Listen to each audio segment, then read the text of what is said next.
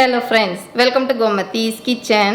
இன்னைக்கு நம்ம பார்க்க போற ரெசிபி பாத்தீங்க அப்படினா நல்ல ஒரு சூப்பரான டேஸ்ட்ல நார்த் இந்தியன் ஸ்டைல் உருளைக்கிழங்கு கிரேவி எப்படி செய்யலாம்ங்கறத பார்க்கலாம். இத நார்த் இந்தியால பாத்தீங்க அப்படினா தம் ஆலு அப்படினு சொல்லுவாங்க. ரொம்ப ஒரு ஃபேமஸான ரெசிபி. செய்யிறதும் பாத்தீங்கன்னா ரொம்பவே ஈஸியான ரெசிபியும் கூட. இத வந்து பாத்தீங்கன்னா நான் இன்னைக்கு பேபி பொட்டேட்டோ வச்சு செஞ்சிருக்கேன். சப்போஸ் உங்களுக்கு பேபி பொட்டேட்டோஸ் கிடைக்கல அப்படினா நம்ம நார்மலா உருளைக்கிழங்கு இருக்கு பாத்தீங்களா, பெரிய உருளைக்கிழங்கு 4ஆவோ இல்ல 6ஆவோ நறுக்கிட்டு கூட நீங்க செய்யலாம். ரொம்பவே நல்லா இருக்கும்.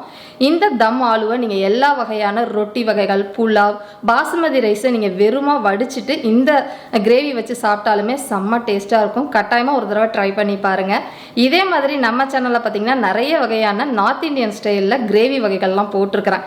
அந்த ரெசிபியோட லிங்க் எல்லாமே தனித்தனியாக கீழே டிஸ்கிரிப்ஷனில் கொடுக்குறேன். விருப்பப்பட்டால் செக் பண்ணி பாருங்கள். இப்போ வாங்க இந்த தம் ஆலு எப்படி செய்யலாங்கிறத பார்க்கலாம். கோமதிஸ் கிச்சனை சப்ஸ்கிரைப் பண்ணாதவங்க சப்ஸ்கிரைப் பட்டனை ப்ரெஸ் பண்ணிக்கோங்க. உடனுக்குடனே அப்டேட் வேணும் அப்படின்னா பக்கத்தில் இருக்க பெல் பட்டனில் ஆல்ங்கிற ஆப்ஷனை மறக்காமல் ப்ரெஸ் பண்ணி வச்சுக்கோங்க.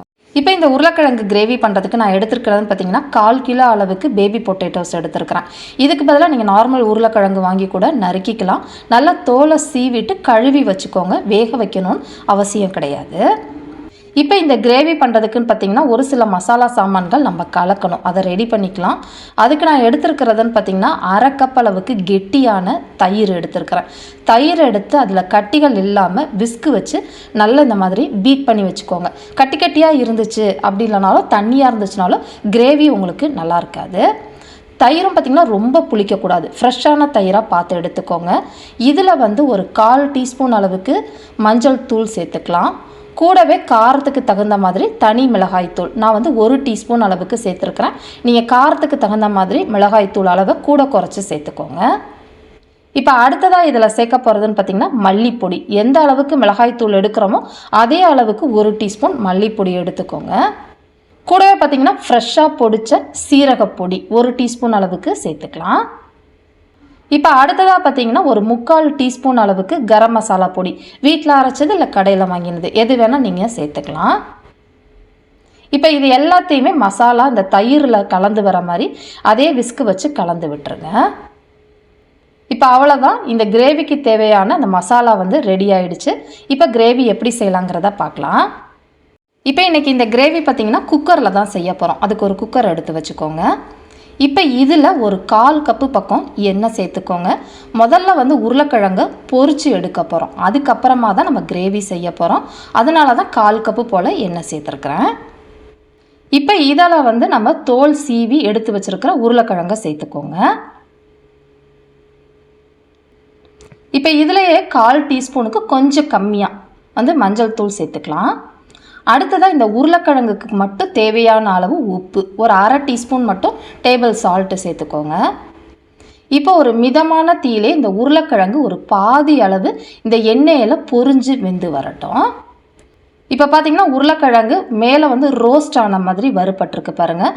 முழுக்க உருளைக்கிழங்கு இதில் வேகாது, ஒரு பாதி அளவு தான் வெந்திருக்கும். பட் இந்த அளவுக்கு ரோஸ்ட் ஆனால் போதும். இப்போ வந்து இந்த உருளைக்கிழங்கு இந்த எண்ணெயிலேருந்து எடுத்துடலாம். இந்த உருளைக்கிழங்கு எண்ணெயிலேருந்து எடுத்ததுக்கப்புறம் பார்த்திங்கன்னா எண்ணெய் நமக்கு ஜாஸ்தியாக இருக்கும். அதனால் தேவையான அளவு எண்ணெயை மட்டும் வச்சுட்டு மிச்சத்தை நம்ம எடுத்துடலாம். இப்போ நான் வந்து ஒரு 1/2 டீஸ்பூன் எண்ணெய் சேர்த்துருக்குறேன். இப்போ இதில் தாளிக்கிறதுக்கு 2 பிரிஞ்சி, கூடவே கரம் மசாலா, 3 பட்டை, 3 கிராம்பு, ஒரே ஒரு கருப்பு ஏலக்காய், ஒரு பச்சை ஏலக்காய், 1/2 டீஸ்பூன் அளவுக்கு சீரகம், அதே அளவு 1/2 டீஸ்பூன் அளவுக்கு சோம்பு சேர்த்துக்கிட்டிங்க அப்படின்னா சரியாக இருக்கும். இப்போ இது எல்லாத்தையுமே சேர்த்துக்கலாம். இப்போ போட்டிருக்கிற கரம் மசாலா எல்லாமே நல்லா பொரிஞ்சு வரட்டும். இப்போ பார்த்திங்கன்னா எல்லாமே நல்லா செவந்து பொரிஞ்சிருச்சு. இப்போ வந்து கொஞ்சமாக புதினா இலை, ஒரு 10 புதினா இலைகளை பொடியாக நறுக்கிட்டு இதை நல்லா பொரிய விடுங்க. அப்போ நல்ல ஃப்ளேவராக இருக்கும். இதுலேயே மீடியம் சைஸில் 2 பெரிய வெங்காயத்தை பொடியாக நறுக்கினது ஒரு 1/2 கப்பு பக்கம் சேர்த்து வதக்கிக்கலாம். இப்போ இது வதங்குறதுன்னு பார்த்திங்கன்னா ஒரு லைட்டாக பொன்னிறமாகிற அளவுக்கு வதங்கினா போதும், செவக்கணும்னு அவசியம் இல்லை. இப்போ இந்த அளவுக்கு வதங்கி வந்ததுக்கு அப்புறமா இதில் இஞ்சி பூண்டு விழுது 1 டீஸ்பூன் அளவுக்கு சேர்த்துட்டு இப்போ இந்த இஞ்சி பூண்டோட பச்சை வாசனை போகிற அளவுக்கு மிதமான தீயிலே வதக்கி விடுங்க. இப்போ பார்த்திங்கன்னா நல்லா பச்சை வாசனைலாம் போய் வதங்கி இந்த அளவுக்கு வந்தால் போதும். இப்போ இந்த சமயத்தில் பார்த்திங்கன்னா கிரேவி நல்ல நிறமாக இருக்கணும் அப்படிங்கிறதுக்காக காஷ்மீரி மிளகாய்த்தூள் ஒரு 1/2 டீஸ்பூன் சேர்த்துருக்குறேன். இதில் நிறம் மட்டும்தான் இருக்கும், காரம் இருக்காதுங்க. சப்போஸ் உங்கள்கிட்ட இந்த மிளகாய்த்தூள் இல்லை அப்படின்னா நீங்கள் தாராளமாக இதை ஸ்கிப் பண்ணிக்கலாம். இது போடாமல் செஞ்சால் கொஞ்சம் கலர் கம்மியாக இருக்கும், அவ்வளோதான். இப்போ நல்லா இந்த அளவுக்கு வதங்கி வந்ததுக்கப்புறமா நம்ம தக்காளி சேர்த்துக்கலாம். தக்காளியோட அளவுன்னு பார்த்திங்கன்னா சின்ன சைஸில் ஒரே ஒரு தக்காளி நறுக்கினது ஒரு 3/4 கப் அளவுக்கு சேர்த்துருக்குறேன். தக்காளி அதிகமாக போட்டுற வேண்டாம், ஏன்னா ஏற்கனவே நம்ம தயிரும் சேர்த்துருக்குறோம், அப்போ ரொம்ப புளிப்பாக போயிடும் உங்களுக்கு. இப்போ இந்த தக்காளி நல்லா குழைவாகிற அளவுக்கு வதக்கிக்கோங்க. இப்போ பார்த்திங்கன்னா தக்காளி நல்லா வெந்து குழஞ்சி இந்த அளவுக்கு வரணும், அப்போ தான் நல்லாயிருக்கும் உங்களுக்கு. இப்போ இந்த சமயத்தில் நம்ம கலந்து வச்சுருந்த அந்த தயிர் விழுது மசாலாவோடு இருக்குது பார்த்திங்களா, அதை சேர்த்துக்கோங்க. தயிர் விழுது இந்த அளவுக்கு திக்காக இருக்கணும், தண்ணியாக இருக்கக்கூடாது. அப்படி இல்லைன்னா கிரேவி உங்களுக்கு தண்ணியாக போயிடும்.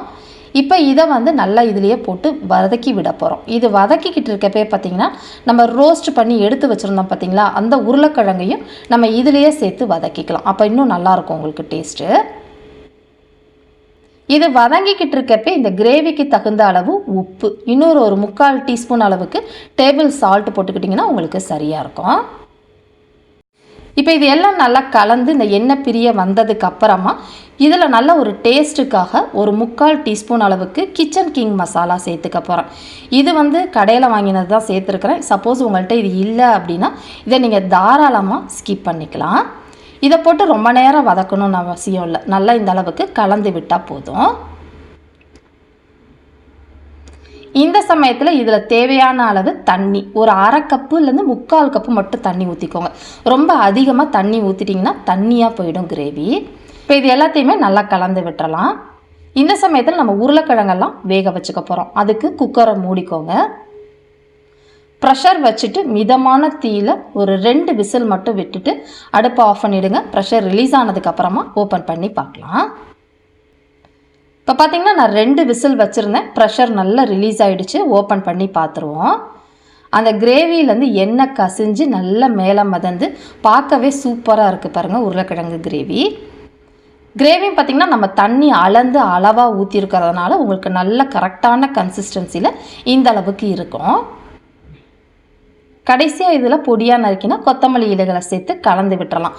இதுக்கு மேலே நீங்கள் இந்த கிரேவியை கொதிக்க வைக்கணும்னு அவசியம் கிடையாது. இதை நல்ல ஒரு சுட சுட சப்பாத்தி, பூரி, நான், ரொட்டி வகைகளோடு சாப்பிட்றதுக்கும் புலாவ் வகைகளோடு வச்சு சாப்பிட்றதுக்கும் செம்ம டேஸ்ட்டாக இருக்கும். ட்ரை பண்ணி பாருங்கள். இதே மாதிரி அளவுகளோட இந்த உருளைக்கிழங்கு கிரேவியை செஞ்சு பார்த்துட்டு எப்படி இருக்குங்கிறத கமெண்ட் பண்ணுங்கள். வீடியோ பிடிச்சிருந்தாலும் கமெண்ட் பண்ணுங்கள், லைக் பண்ணுங்கள், ஷேர் பண்ணுங்கள். மறக்காமல் கோமதிஸ் கிச்சன் சேனலையும் சப்ஸ்கிரைப் பண்ணி வச்சுக்கோங்க. Thanks for watching.